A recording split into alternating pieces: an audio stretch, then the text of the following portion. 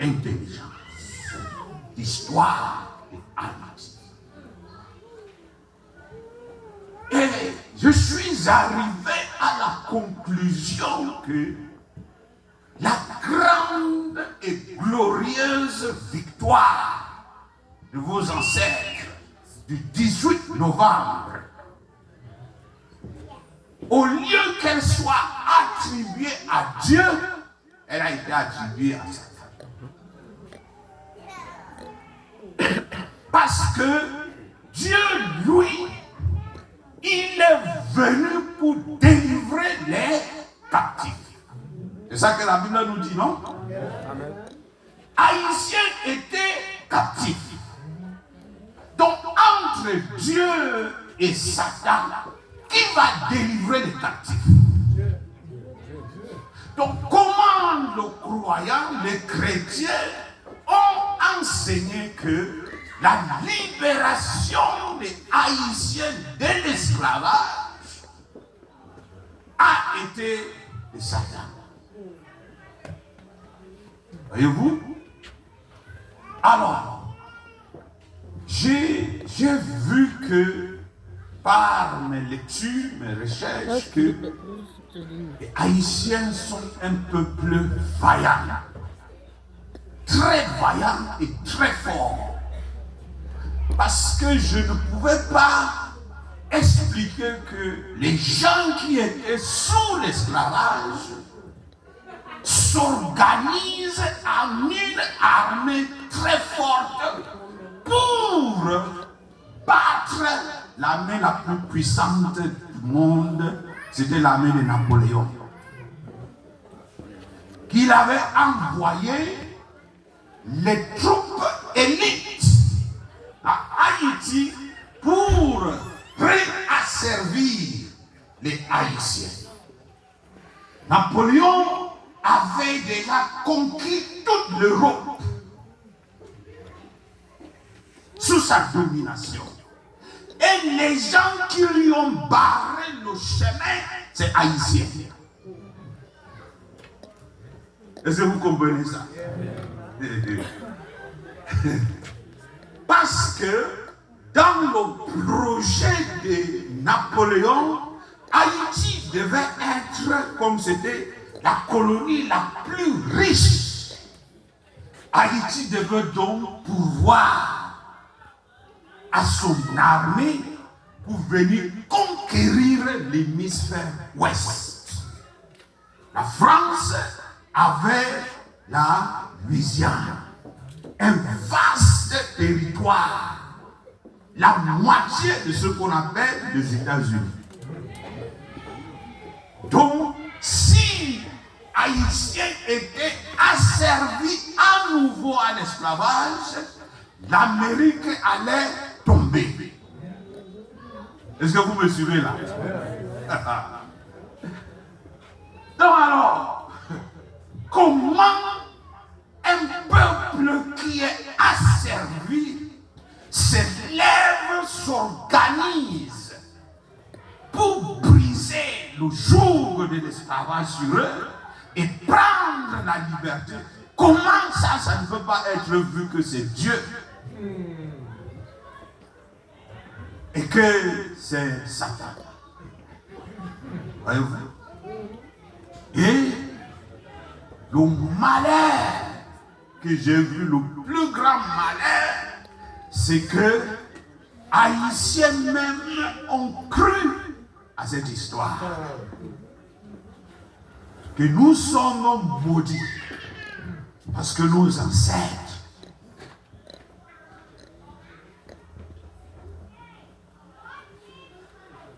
alors, comment j'ai découvert cette histoire? J'ai analysé avec ma connaissance des Écritures. Le même peuple qui est allé non seulement soutenir les Américains dans leur bataille, mais ils sont aussi allés soutenir Simon Bolivar pour libérer la Nouvelle-Grenade en Amérique latine.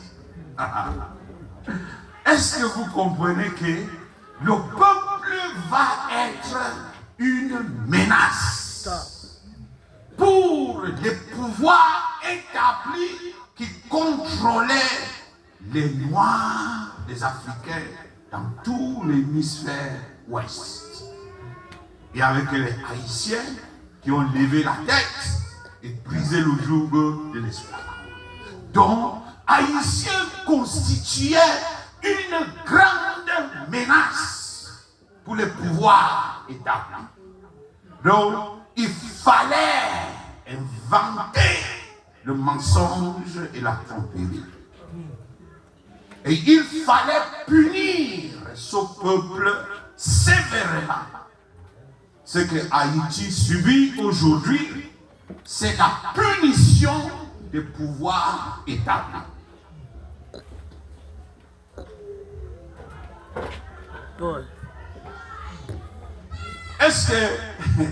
Qu'est-ce que ça a en rapport avec l'évangile? Nous allons arriver là. Vous me suivez? Alors, Jésus est en train de rendre ministère. Quand il est venu vers Jean-Baptiste, Jean-Baptiste a pointé vers Jésus. Il a dit que voici l'agneau de Dieu qui ôte le péché du monde. Et Jean-Baptiste a parlé de la grandeur et la puissance de Jésus avant qu'il ne puisse le voir. Ça veut dire que Jean-Baptiste était en communion avec Dieu, une communion très profonde. Et dans cette communion, Dieu lui a révélé Jésus. Vous me suivez? Dans cette communion de Jean-Baptiste avec Dieu, Dieu lui a parlé parce que Jean-Baptiste dit que celui qui m'a envoyé m'a dit que celui sur qui l'Esprit va descendre, c'est lui le Messie. Donc, quand Jésus est en train de rendre le ministère, Jean-Baptiste, lui, il connaît qui il est. Il est venu préparer le chemin du Messie. Et le Messie même sait qui est Jean-Baptiste et son rôle. Lorsque les rumeurs ont commencé à circuler que Jésus faisait beaucoup de disciples et baptisait plus que Jean-Baptiste, vous comprenez que ce genre de rumeurs cause les problèmes, les querelles, les compétitions, les envies. Mais Jésus, lui, il refuse d'entrer dans cet esprit. Vous me suivez? Il n'entre pas dans cet esprit parce qu'il n'est pas venu faire la compétition à qui que ce soit. Il quitte la Judée pour aller en Galilée. Alors la Judée, c'était le siège de pouvoir. Jérusalem, comme nous avons chanté tout à l'heure, était en Judée. C'est là-bas que les pouvoirs politiques, les pouvoirs religieux étaient. Et c'est là qu'il y avait beaucoup d'avantages et de privilèges. Donc, pour Jésus, si c'est dans notre cas, c'est là-bas que tu veux lancer ton ministère, hein, pasteur, pour établir une grande réputation. Mais Jésus, lui, il n'est pas dans cet esprit. Il n'opère pas comme nous opérons. Il quitte cet endroit pour aller dans la Galilée des gentils. Un endroit qui n'avait pas une bonne réputation. Et la Bible dit que, mais il devait passer par la Samarie, un autre endroit qui n'avait pas une bonne réputation. Voyez-vous? Mais Jésus, lui, tout ce qu'il faisait était dans le plan de Dieu. C'était par l'Esprit de Dieu. Ça veut dire que quoi? Ça veut dire que ce jour-là, Dieu avait déjà tout planifié que Jésus va partir de la Judée et il va passer par la Samarie. Et Dieu a orchestré qu'une femme, qu'on appelle la femme samaritaine, allait être sur le chemin de Jésus. Amen. Amen. Amen.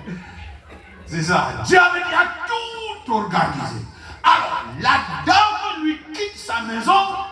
Elle pense qu'elle va aller puiser de l'eau dans le puits comme d'habitude. Mais c'était un plan que Dieu avait déjà tout orchestré, planifié. Non seulement pour sa vie, mais pour son peuple. Alors, qui étaient les Samaritains? C'est ça qui est intéressant. Les Samaritains étaient un peuple déplacé. Vous me suivez là? Ils étaient un peuple déplacé. Lorsque Dieu a exécuté ses jugements sur le royaume d'Israël par les Assyriens, les Assyriens ont enlevé tous les peuples qui étaient là-bas et ils les ont dispersés dans beaucoup de pays. Et le roi assyrien est venu, il a pris les peuples de différents endroits et il est venu les mettre en Samarie pour occuper la Samarie. Parce que le territoire qu'il avait conquis ne doit pas être vide. Vous me comprenez là?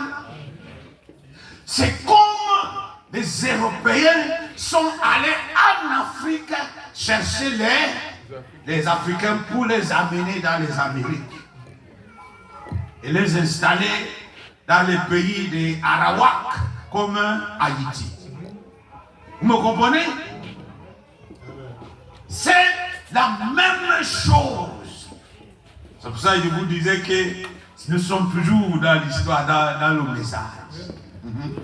Donc, comme les gens qui sont venus d'ailleurs, chacun est venu avec son Dieu, ses pratiques religieuses et tout, ses habitudes, ils ne connaissaient pas adorer le Dieu d'Israël. Et il a envoyé les lions qui ont commencé à tuer certains d'entre eux. Et le roi de la Syrie a entendu ça et il a envoyé un prêtre qui devait leur enseigner comment adorer le Dieu d'Israël. Vous me suivez jusque-là? Donc, mais malgré l'enseignement du prêtre, chaque peuple a continué d'adorer et de pratiquer comme il savait. Donc, l'adoration de Dieu a seulement été ajoutée à leurs adorations traditionnelles. Donc, ce n'était pas seulement un mélange de peuples, mais c'était aussi un mélange d'adoration, de pratiques spirituelles et religieuses. C'était ça les Samaritains. Donc, entre eux et les Juifs, il y a tension, il y a un conflit. Vous savez, quand quelqu'un est déplacé, enlevé de son pays natal et installé ailleurs, il connaît des crises. Il vit des crises. il est dans les tensions perpétuelles. Parce qu'il n'est pas dans son environnement où ses ancêtres ont vécu. Non seulement il vit les crises et les tensions, il y a un tourment intérieur qu'il vit. C'est pour ça que Dieu donne les instructions fermes à traiter très bien les étrangers. Vous me suivez? Que les étrangers ne doivent pas être opprimés. On doit bien prendre soin d'eux et les aimer comme nous-mêmes.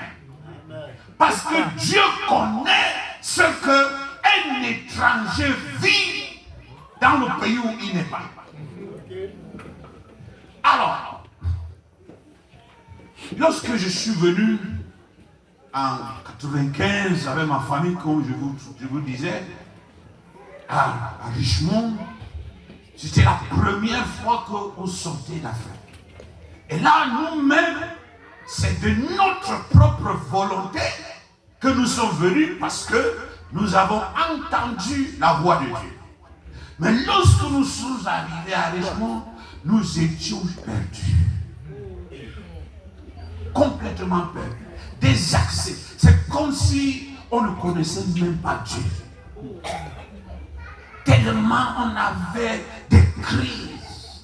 Nous restons dans notre maison des jours, des semaines, on n'a pas de visite. Alors qu'en Afrique, nous vivons toujours ensemble. Là, nous restons. Le téléphone ne sonne même pas. Pour dire que, même si c'est le télémarket là, au moins le téléphone a sonné. Rien. Mais j'étais tellement opprimé, oppressé. Qu'est-ce que je suis venu faire dans ce pays? J'ai laissé le travail florissant que je faisais en Afrique. Ici, personne ne me connaît. Personne ne connaît ma valeur. Non, de bon moment. Ça, c'est volontaire. Et jusqu'à aujourd'hui, nos filles qui sont venues, qui ont grandi ici, là, passé la plupart de leur existence ici, jusque-là, elles sont toujours pas intégrées entièrement. Ça, c'est quand tu es étranger. Et je sais que vous comprenez bien ce que je suis en train de dire, parce que vous êtes étranger ici, là. Vous comprenez? Mais ici, dans le cas des Samaritains, c'était les déplacer par force. Ils ne sont pas allés d'eux-mêmes. Donc, vous ajoutez à ça que ce n'était pas de votre propre volonté que vous êtes partis de chez vous.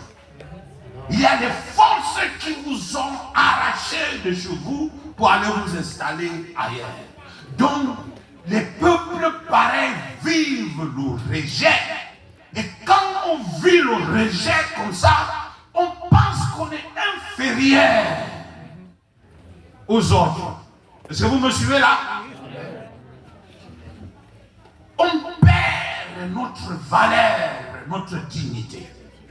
C'est la situation des Samaritains, la situation que vivait cette femme. Et Dieu au ciel a vu la situation des Samaritains. Et comme il avait déjà envoyé le Sauveur, alléluia, il a demandé au Sauveur de prendre le chemin de la Galilée en passant par la Samarie. Alléluia. Et il a placé une personne stratégique sur le chemin. Une dame. Gloire à Dieu pour les dames. Amen. So, Jésus engage avec la dame Parce qu'il comprend la mission que Dieu lui envoie, il engage avec la dame. Mais la réponse de la dame, c'est une réponse de conflit, de tension qu'il y a. Comment tu oses me demander à moi, une Samaritaine, de l'eau? Mais ça te vient d'où pour que tu me demandes de l'eau? Non seulement je suis une femme, mais je suis une Samaritaine. Voyez le conflit qu'il y avait.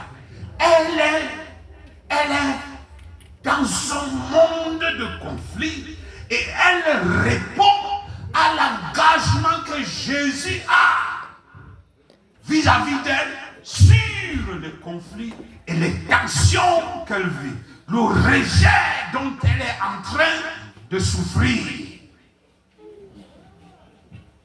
Et Jésus lui dit,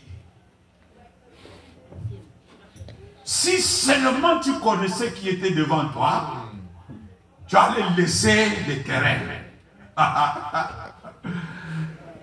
Si seulement tu connaissais, voyez-vous, ça c'est le Dieu incarné. Dieu devenu chair, qui est là pour elle. Mais elle, à cause de sa réalité sociale, sa réalité mentale, émotionnelle et spirituelle, elle ne perçoit pas Dieu. Elle ne perçoit pas le Messie. Et le Messie lui dit, si tu connaissais, c'est toi qui allais plutôt dire, donne-moi ce que tu as. Vous connaissez, il y a une histoire comme ça. Lorsque Jésus est venu vers Jean-Baptiste, comme Jean-Baptiste connaissait qui était Jésus, Jean-Baptiste a dit à Jésus, ce n'est pas à moi de te baptiser, mais c'est toi qui dois me baptiser. C'est pas possible. Mais la dame, elle n'avait pas cette connaissance de Jésus. Donc Jésus lui dit une chose et elle répond à Jésus par l'intention. Et ça veut dire que quoi pour nous? Nous prions Dieu basé sur les tensions et les conflits que nous vivons. Nous prions Dieu basé sur les rejets, la dévaluation de notre être en tant qu'humain. Et nous répondons à Dieu basé sur ça. Voyez-vous? Donc, alors, Jésus lui dit, l'eau que je vais te donner, ça va faire que tu seras pleinement satisfaite. Et elle va aller jusqu'à l'éternité. Jusque-là, la dame ne comprend pas ce que Jésus dit et ce qu'il fait. Pourquoi? La situation de tension, de conflit dans lequel elle vivait. Mais Jésus comprenait exactement ce par quoi elle passait et il n'a pas abandonné. Alléluia. Le titre de notre message, c'est « Viens voir le Christ ». Voilà. Donc, le Messie n'a pas abandonné et il a continué. Quand la dame dit maintenant, donne-moi de cette eau pour que je ne revienne plus ici là. Jusque-là, elle ne comprend pas parce que Jésus lui parle d'autre chose, elle comprend une autre chose. Ce n'est pas de cette eau-là dont Jésus est en train de parler. Voyez-vous? Qu'est-ce que ça signifie pour nous? Quand Dieu nous parle, c'est tellement profond que nous devons faire attention de ne pas sauter sur les conclusions que j'ai compris ce que Dieu veut dire. Vous me suivez là? Donc, elle ne perçoit pas ce que Jésus est en train de dire.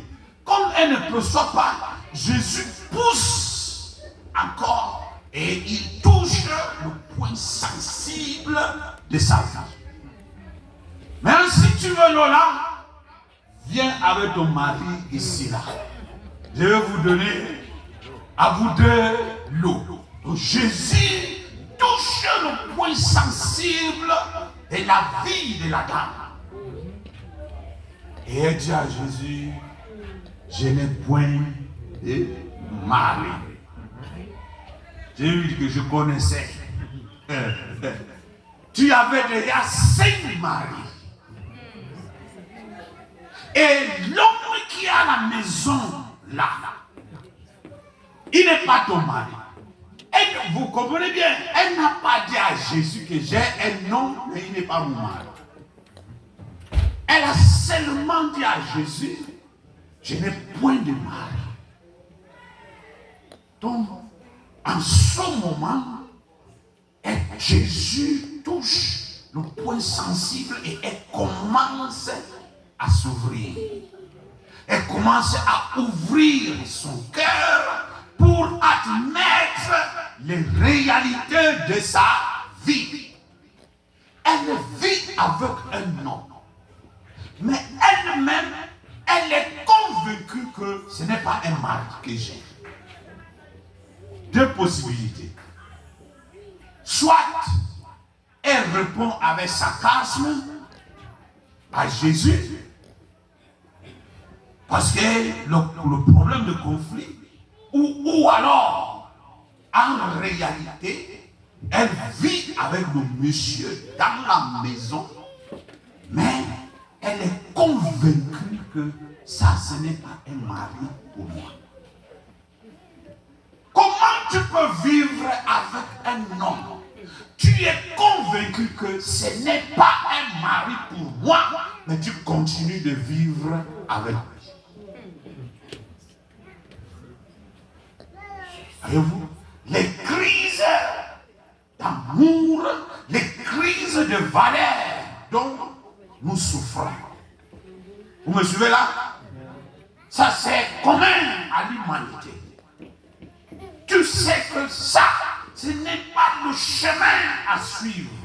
Mais à cause de la crise, des tourments dans lesquels tu vis, les crises d'amour et d'affection, tu prends cependant le chemin. Et elle dit maintenant à Jésus, maintenant, je perçois que tu es un prophète. Voyez-vous? Elle permet maintenant à Jésus de connecter avec sa vie. Avant, elle était dans la défensive. Maintenant, elle ouvre son cœur et Jésus commence à connecter avec elle. Pour arriver au point qu'il voulait avant déverser l'eau vive dans sa vie. À partir de ce moment-là, elle ouvre maintenant le domaine de l'adoration. Et dit, mais vous nous avez coupé, vous avez dit que c'est seulement à Jérusalem que Dieu se trouve. Mais nous, on a toujours adoré ici. Nos ancêtres ont adoré sur cette montagne. Mais vous nous dites que c'est à Jérusalem. Voyez-vous, ça, c'est un problème, un problème spirituel. Donc, elle entre maintenant dans le domaine spirituel avec Jésus. Le domaine dans lequel Jésus voulait l'amener. Parce que lorsque on commence la véritable adoration à Dieu, notre monde change complètement. Yes. Vous me suivez là? Notre monde change. Notre vie est complètement transformée. Je parle de la vraie adoration à Dieu. Parce qu'elle était focalisée focaliser sur le lieu physique, géographique.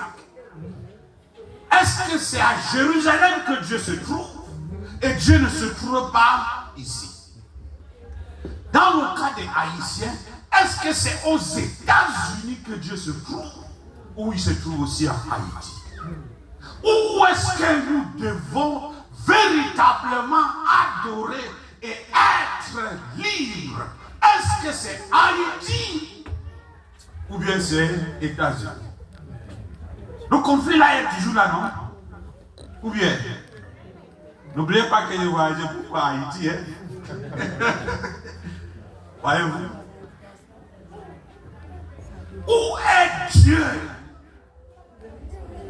Est-ce que Dieu a sélectionné une partie des personnes qu'il a bénies? Il a donné tous les pouvoirs, même pour l'adorer. Où Dieu est le Dieu de tous les peuples. Et c'est la question que Jésus traite. Il dit que non, madame, je vous dis que l'heure est déjà là.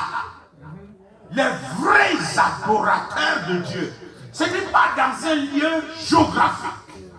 Ce n'est ni ici en Samarie, ni à Jérusalem. Qu'est-ce que je suis en train de faire? Il est en train de briser toutes les barrières que la religion a établies autour de Dieu et de l'adoration. Celui qui adore Dieu doit l'adorer en vérité et en esprit. Ça veut dire que l'esprit qui avait été pris captif par les puissances des ténèbres reconnaît avec son Dieu, son Créateur. Et la personne qui adore Dieu est elle-même. Elle ne prétend pas dans son adoration. Si Dieu a fait de toi haïtien, une femme, tu ne prétends pas être une autre personne, mais haïtienne que Dieu t'a créée. Amen. Voyez-vous, c'est la vérité. On ne suit plus les tromperies et le mensonge. Mais comment nous allons arriver à ne plus suivre les tromperies et les mensonges? C'est quand notre esprit connecte avec son Créateur. Vous me comprenez? Parce que la lumière de Dieu qui va venir à nous va nous éclairer et va nous donner de discerner là où il y a mensonge, là où il y a tromperie. Vous avez moi? Alléluia. Et la dame, maintenant, quand elle connecte avec Jésus, elle se laisse toucher par Jésus, elle se laisse amener par Jésus là où Jésus voulait l'amener depuis. Elle ouvre ses yeux, elle oublie qu'elle a allé chercher l'eau, elle abandonne sa cruche et court au village. Venez voir un homme. Elle a un message puissant. Venez voir un homme. Est-ce que ce n'est pas le Messie que nos ancêtres attendaient? Parce que cet homme m'a dit tout de ma vie. Ça veut dire que ce que Jean a raconté là, il n'a pas raconté tous les détails. Et la conversation entre Jésus et la dame. Voyez-vous? Et la parole de Jésus dans son cœur, dans son esprit, l'a bouleversé, l'a changé complètement. Elle est rentrée au village, appelée le village pour venir. Or, le conflit existait entre Juifs et Samaritains. Et Jésus était là avec ses disciples.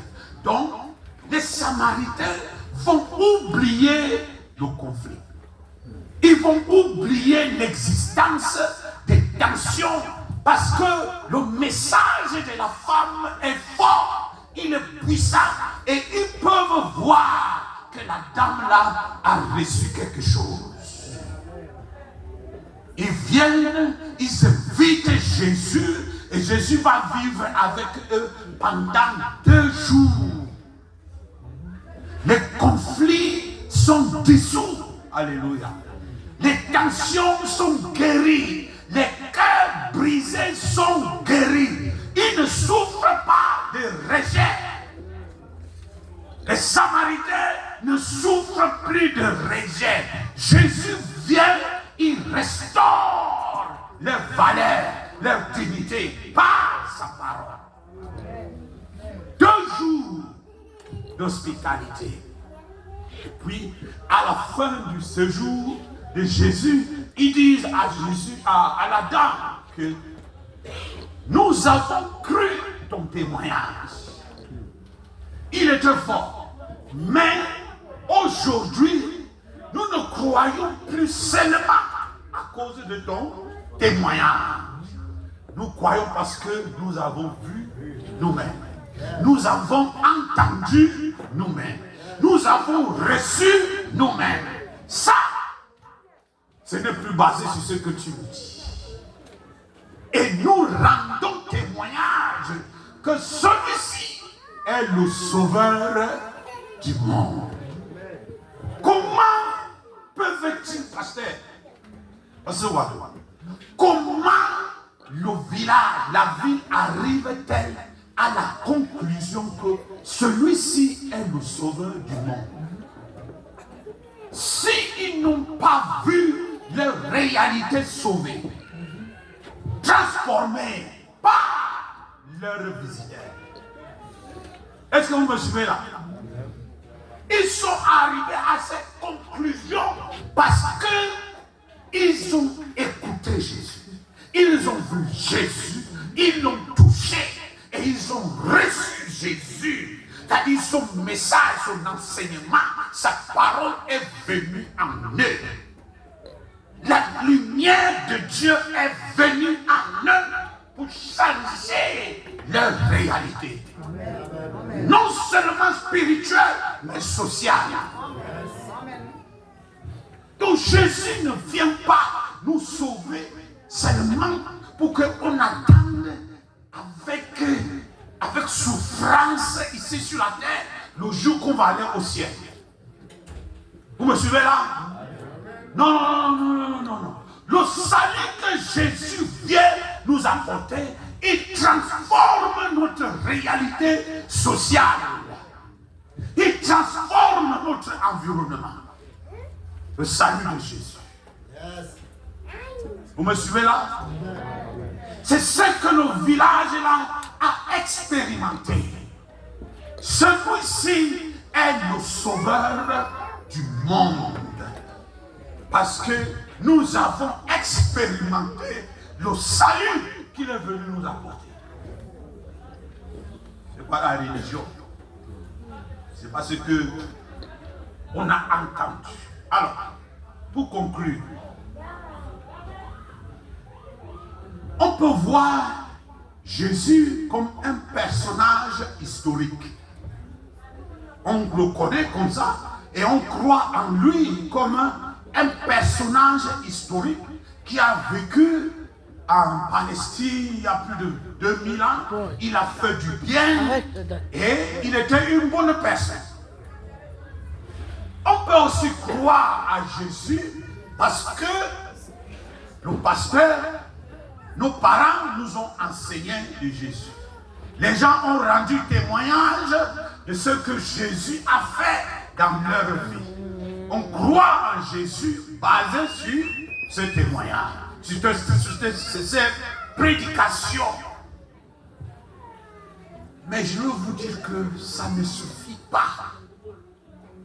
La vraie connaissance de Jésus qui va faire notre foi, bâtir notre foi de manière ferme, résister à tout, c'est quand nous-mêmes, nous avons la révélation de qui est Jésus. Quand comprenons de par les Écritures de nous-mêmes qui est Jésus. Quand Dieu, par l'Esprit, nous révèle la personne de Jésus, à ce niveau-là, nous sommes prêts à tout sacrifier. On n'a pas peur. On n'a plus de problèmes qu'on avait. Quel que soit comment tu me vois, comment tu me juges, ça ne détermine plus comment je vis ma vie. Vous me suivez là? En ce moment, on est prêt à tout abandonner. On ne va plus vivre pour chercher l'argent. On est prêt à tout abandonner. Aller dans tous les pays annoncer le Jésus que nous avons reçu. Alléluia. C'est ce que le village a expérimenté. Cette révélation. C'est ce que la dame a expérimenté. Dieu est compatissant envers nous. Il connaît les problèmes. Il connaît les maux par lesquels nous passons. Il comprend les crises dans lesquelles nous sommes nés et nous avons grandi. C'est pour ça qu'il a envoyé le Messie, le Sauveur de l'humanité. Ah, c'est ça. Je m'arrête aujourd'hui. Que le Seigneur vous bénisse. Amen, amen, amen, amen.